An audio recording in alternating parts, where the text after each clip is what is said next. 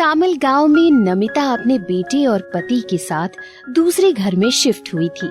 वो घर उसकी जेठानी पुष्पा का था, जो काफी पुराना था।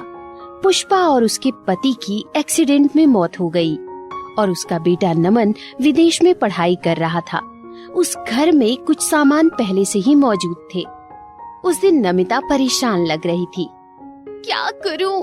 नया घर तो मिल गया, लेकिन पैसों की कमी तो अभी भी है।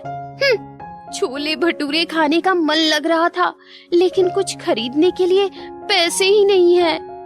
और तभी उसकी नजर फ्रिज पर पड़ी। न जाने क्यों उसे वो फ्रिज बहुत ही ज्यादा आकर्षित कर रहा था। ये फ्रिज तो काफी सुंदर लग रहा है। जेठानी जी ने बताया नहीं, इतना अच्छा फ्रिज था उनके पास।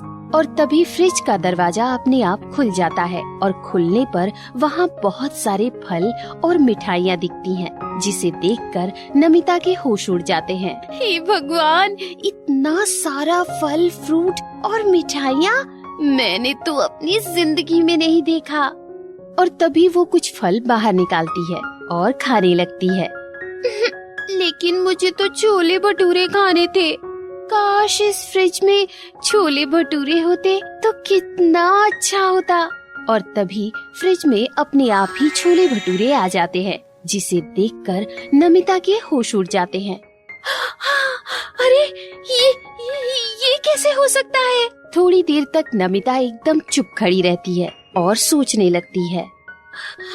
लगता है ये कोई जादुई फ्रिज है। और ये जानकर वो खुशी से उछलने लगती है। तभी उसका पति दामोदर आ जाता है। अरे क्या बात है नमिता, तुम इतना खुश क्यों हो रही हो? अरे तुम्हें क्या बताऊं, हमारी तो लॉटरी लग गई है, लॉटरी। और नमिता दामोदर को सारी बात बता देती है। दामोदर भी ये बात सुनकर काफी चौंक जाता है। नमिता, वो सब तो ठीक है, लेकिन ये बताओ कहीं कुछ गड़बड़ तो नहीं होगी ना? अरे हर बात पर शक करने वाली आदत छोड़ दो गुड्डू के पापा। बस ये सोचो कि हम लोग माला माल हो गए। लेकिन नमिता। अरे तुम अब चुप भी करो। और फिर इसके बाद नमिता जिस चीज की भी डिमांड करती, वही चीज फ्रिज में आ जाती है। शाम को गुड्डू घर आता है तो वो दोनों उसे भी सारी बात बता देते हैं। और नमिता के साथ साथ गुड्डू के मन में भी लालच आने लगता है। अगले दिन माँ, मैं रात को बैठकर एक बात सोच रहा था। मुझे एक बहुत अच्छा आइडिया आया है, जिसके जरिए हम लोग अमीर हो सकते हैं। अच्छा, हाँ बता बेटी, तेरा आइडिया तो सबसे बेस्ट ही होगा। माँ, क्यों ना हम दोनों मिलकर इस फ्रिज के सहारे छोले भटूरे का बिजनेस स्टार्ट कर दे। अरे हाँ, हमारे तो भाग ही खुल गए। जब से तेरी ताई का ये घर हमें मिला है ना, तब से सब कुछ अच्छा ही हो रहा है। हाँ माँ, और नमन को ये सारी बातें बतानी है या नहीं? अरे नहीं, वैसे भी ये फ्रिज हमारा नहीं है। कहीं उसके मन में लालच आ गया और वो हम सबको इस घर से बाहर निकाल देगा। तू बस चुप रहना उसके आगे। अरे ठीक है माँ, जैसा तुम कहो। और नमन अगले महीने वापस आ रहा है। अरे हाँ भाई, मैं सब कुछ संभाल लूंगी। मैं ये फ्रिज स्टोर रूम में रख दूंगी, उसे तो पता भी नहीं चलेगा। खैर गुड्डू और नमिता मिलकर बिजनेस स्टार्ट करते हैं। तो पहले दिन वो फ्रिज के पास गए और बोले कि उन्हें ढेर सारे छोले भटूरे चाहिए। तो उन्हें पूरा फ्रिज भर कर छोले भटूरे मिल गए थे। और गुड्डू बाजार में ये छोले भटूरे बेच आता है। छोले भटूरे काफी टेस्टी होते हैं, इसलिए काफी जल्दी बिक जाते हैं। और गुड्डू इसी तरह दोबारा घर जाता है और फिर से बर्तन भरकर लाता है और शाम तक बाजार में बेचता है। रोज यही चलता है। ऐसे ही लगभग 1 महीना हो जाता है और इन दोनों का बिजनेस अच्छा चल पड़ता है। कस्टमर इतने ज्यादा हो जाते हैं कि इन्हें एक नई दुकान खरीदनी पड़ती है। यकीन ही नहीं होता गुड्डू, इतने कम दिनों में हम लखपति बन गए हैं। अब जाकर खाना खा ले, थक गया होगा तू। तुमने इसे सिर पर चढ़ा रखा है। कौन सी मेहनत करके आ रहा है ये जो थक गया? अरे चुप भी करो जी। वहीं एक दिन बाद नमन आने वाला होता है। तो ये लोग सारी तैयारी कर लेते हैं और फ्रिज को स्टोर रूम में रख देते हैं। अगले दिन नमन घर आ जाता है और दोनों के पैर छूकर आशीर्वाद लेता है। अरे मैं तो कई दिनों से इंतजार कर रही थी बेटा। मैंने तो तेरे पसंद के बहुत सारे पकवान बनाए हैं। चल मुंह धो ले, फिर खाना खा ले। सच में? ठीक है छोटी माँ।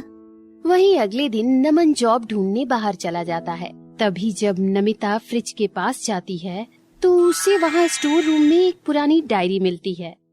ये डायरी तो पुष्पा की है और इसमें तो इस जादुई फ्रिज के बारे में लिखा है, जिसमें लिखा था कि करीब 3 महीने बाद इस जादुई फ्रिज का जादू खत्म हो जाएगा और इस जादू को फिर से जिंदा करने के लिए किसी एक इंसान की बलि देनी होगी। बलि देने के लिए फ्रिज के सामने 25 बार आगे लिखा गया है कि एक मंत्र पढ़ना होगा और उसका नाम लेना होगा जिसकी बलि आप देना चाह रहे हैं। नमिता ये जानकर हैरान हो जाती है और जाकर दामोदर को सारी बात बताती है। अरे पुष्पा को ये सब लिखे तो 3 महीने होने वाले हैं। मतलब जादू खत्म होने वाला है। क्या करूं, क्या करूं? देखो नमिता, मेरी बात सुनो। तुम बस कुछ ऐसा मत करना जिससे हमारा परिवार बिखर जाए। तुम चिंता मत करो, ऐसा कुछ भी नहीं करूंगी। और वो बैठे बैठे अपना दिमाग लगा रही थी। अचानक उसके चेहरे पे मुस्कुराहट आ गई थी। देखकर तो ऐसा लग रहा था जैसे उसे कोई आइडिया मिल गया है। तो ऐसे ही कुछ और दिन तक उनका बिजनेस अच्छे से चलता रहा और वहीं नमन को कुछ नहीं पता चलता क्योंकि उसकी नौकरी लग गई थी और वो काम पर जाया करता था। तो एक रात नमिता 2 बजे उठती है। सब सो गए हैं, अब मुझे अपना काम करना होगा। नमिता पुष्पा की डायरी में लिखे हुए मंत्र को 25 बार पढ़ती है और फिर नमन का नाम लेती है। अगली सुबह जब वो नाश्ता लेकर गुड्डू के कमरे में जाती है तो देखती है कि वो अभी तक सो रहा है। अरे गुड्डू बेटा उठ जा। वो नहीं उठता तो नमिता बार बार उसे उठाने की कोशिश करती है। अरे बेटा उठ, क्या हुआ? अरे बाबा क्या हुआ? अभी उसका मन नहीं है उठने का तो रहने दो। अरे जल्दी आओ यहाँ। और दामोदर उसे उठाता है पर वो नहीं उठता और नमिता रोने लगती है। जल्दी से उसे अस्पताल ले जाया जाता है पर पता चलता है कि गुड्डू की मौत हो गई है। ये सुनकर दामोदर और नमिता के पैरों तले जमीन खिसक जाती है। संभालो नमिता, अपने आप को संभालो। ये क्या हो गया मेरे बेटे को? मौत का कारण अभी तक पता नहीं चल पाया है सर। फिलहाल आप इन्हें घर ले जाइए, इनकी हालत कुछ ठीक नहीं लग रही। वो घर आ जाते हैं और नमन भी बहुत दुखी हो गया था। उस रात नमिता को नींद नहीं आती और वो रोती रहती है। ये कैसे संभव है? मैंने तो नमन के लिए कहा था, लेकिन मेरे ही बेटे की मौत क्यों मिली? तभी उसकी आंख लग जाती है और उसे सपने में अपनी जेठानी दिखाई देती है। ये सब मैंने किया है। तुम पहले से ही लालची थी, इसलिए मैंने तुम्हें सबक सिखाया। मैंने इस जादुई फ्रिज का इस्तेमाल कभी नहीं किया क्योंकि ये बलि मांगता है। और देखो, तुमने मेरे बेटे को खत्म करने की साजिश की, लेकिन क्या हो गया? ये सब तुम्हारी वजह से हुआ है। दरअसल वो डायरी मैंने तुम्हारे लिए लिखी थी। असल नियम तो ये है कि जो भी इस जादुई फ्रिज के जादू को फिर से जिंदा करना चाहेगा, उसे अपने ही बच्चे को खोना होगा। नमिता की आंख खुल जाती है।